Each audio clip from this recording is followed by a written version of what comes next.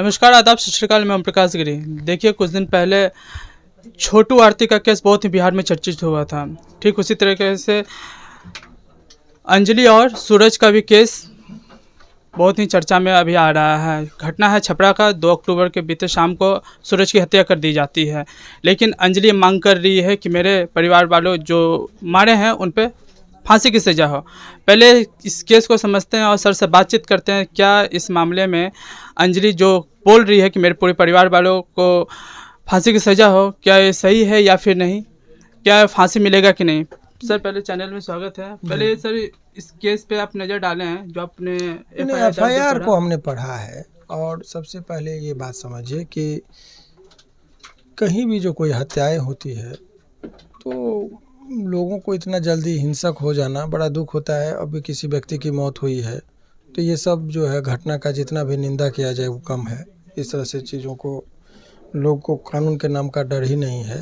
तो इसके लिए जिम्मेदार कौन है, पहले तो ये देखना होगा। आप देखते होंगे कि केस में हत्याएं होती है और हत्या के आरोपित को बेल मिल जाता है। हम ही लोग, कई लोगों को हम लोगों ने भी कराया है। देखते होंगे पैटर्न है।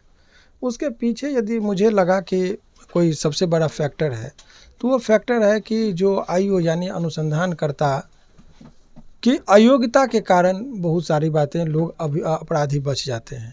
अब अयोग्यता किस सेंस में? पुलिस सही दिशा में जाके पुलिस से कोई बचता नहीं, अपराधी तक पहुंच जाती है पुलिस, उनको गिरफ्तार भी कर लेती है, लेकिन साक्ष्य संग्रह का जो तरीका होता है वो एक एक्सपर्ट की तरह वो नहीं कर पाते हैं। जिस तरीके से कहा जाता है कोयले के खान से हीरा निकलती है, तो वो पकड़ होता है कि कोयला क्या है और हीरा क्या है, दोनों को वो पहचानते हैं। तो वो एक नज़रिया होता है उसको पहचानने वाले का, तो वो वहाँ से निकालते। ठीक उसी तरीके से यदि कभी कोई केस मुकदमा होता है तो उसमें अनुसंधानकर्ता का जो भूमिका होता है वो उनका यही होता है कि आपको कोयले के खान से आपको हीरा को चुनना है। यानी कि बहुत सारे फैक्ट हैं, लेकिन आपको स्ट्रॉन्ग साक्ष्य के आधार पर किसी व्यक्ति को सज़ा हो सके उस केस में, असली अपराधी को, उसमें से क्या चीज़ को कलेक्ट करना है, क्या चीज़ को नहीं कलेक्ट करना है, इसकी घोर कमी है। इस करने में कोई हतोशक्ति नहीं है, जिसका लाभ मैं आए दिन देखता हूँ, चाहे वो हाई कोर्ट हो या अधीनस्थ न्यायालय हो, हर जगह आप देखेंगे इसका लाभ अभियुक्त को मिलता है। और इससे जब बेल मिलता है तो इन लोगों का जो है सो मनोबल बढ़ता है। और जिनके यहाँ परिवार में हत्याएं होती है उन लोगों को ये जो है सो मनोबल गिरता है। तो ये सब तमाम तरह की चीज़ों को लोगों को ध्यान में रखना चाहिए। तो यदि आप सचमुच चाहते हैं कि किसी भी केस में अपराधी बचे नहीं, तो अनुसंधानकर्ता को बहुत स्ट्रॉन्ग बनाना होगा, तभी जाके ये जो है केस में सज़ा मिलेगी। सर, जिस तरह से जो फाइल रिपोर्ट एफआईआर दर्ज जो किया गया है, जो लोग इस केस का विशेष तौर पर जो आपने सूरज हत्याकांड के केस का, चूँकि वो आरती छोटू की तरह ही लोगों का, आप लोगों को लगता है कि छोटू में हत्या केस में यदि मैंने आरती के पिता और सभी लोगों का बेल करा दिया तो क्या इसमें भी बेल मिल जाएगा, ये जो मूल प्रश्न आप लोगों का है। तो हर केस की अपनी एक अलग परिस्थिति होती है, हर केस का अपना एक अलग फैक्ट होता है, तथ्य होता है।